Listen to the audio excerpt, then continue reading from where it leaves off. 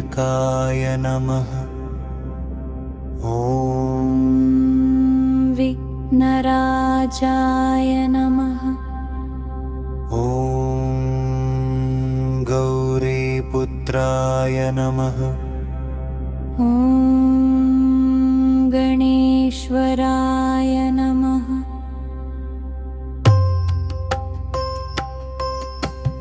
ॐ स्कन्दाग्रजाय नमः। ॐ अव्ययाय नमः। ॐ भूताय नमः। ॐ दक्षाय नमः। ॐ अध्यक्षाय नमः।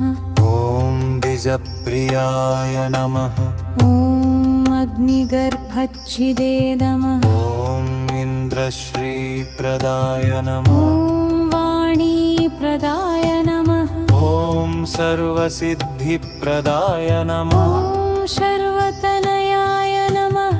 ॐ शर्वरीप्रियाय नमः। ॐ सर्वात्मकाय नमः। ॐ सृष्टिकर्त्रे नमः। ॐ देवाय नमः। ॐ अनेकार्चिताय नमः। ॐ शिवाय नमः। ॐ शुद्धाय नमः। ॐ बुद्धिप्रियाय नमः। ॐ ब्रह्मचारिणे नमः। ॐ गजाननाय नमः। ॐ द्वैमातुराय नमः। ॐ मुनिस्तुत्याय नमः। ॐ भक्तविघ्नविनाश नमः। ॐ एकदन्ताय नमः। ॐ चतुर्बाहवे नमः। ॐ चतुराय नमः।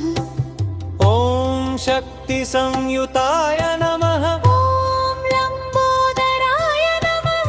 ॐ शूर्पकर्णाय नमः। ॐ हेरम्बाय नमः। ॐ ब्रह्मविदुत्तमाय नमः। ॐ कालाय नमः। ॐ ग्रहपतये नमः। ॐ कामिनिने नमः। ॐ सोमसूर्याग्निलोचनाय नमः। ॐ पाशाङ्कुशधराय नमः। ॐ चण्डाय नमः। ॐ गुणातीताय नमः। ॐ निरञ्जनाय नमः। ॐ मखुरधाय नमः। ॐ विघ्ननाशकाय नमः। ॐ विश्वरूपाय नमः। ॐ श्रीपतये नमः। ॐ श्रीकराय नमः। ॐ शृङ्गारप्रियाय नमः। ॐ मधत्मजाय नमः। ॐ पुराणपुरुषाय नमः। ॐ विष्टये नमः। ॐ विनायकाय नमः। ॐ विरूपाक्षाय नमः। ॐ धीराय नमः। ॐ शूराय नमः। ॐ वरप्रदाय नमः। ॐ महागणपतये नमः। ॐ अग्रपूज्याय नमः।